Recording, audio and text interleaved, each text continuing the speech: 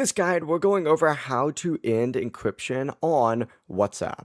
Before we get into this guide, make sure to like the video and subscribe to the channel with all notifications on. It really does help with the channel and it lets us know that you want more content like this. We'd greatly appreciate it. And if at any point throughout this guide you did have any questions, just ask them down in the comment section below and we can help you out further. I'm going to be doing my best to reply to every single comment down there. Now, first things first, keep in mind that you cannot turn off encryption for normal WhatsApp messages or calls. That is built into WhatsApp and it's going to stay on for privacy. But what you can do is turn off end-to-end encrypted backups, which affects, backups stored in iCloud or Google Drive. To do this, just open up WhatsApp, select settings, and then from here you need to tap on chats. So scroll down a little bit, select chats, and then go ahead and in this section, select chat backup. In this section, you're going to see end-to-end encryption. Go ahead and select it and simply go ahead and make sure that this is turned off. As you can see, I actually never even turned mine on, but open this up, tap turn off, enter in your backup password or your 64-digit encryption key if WhatsApp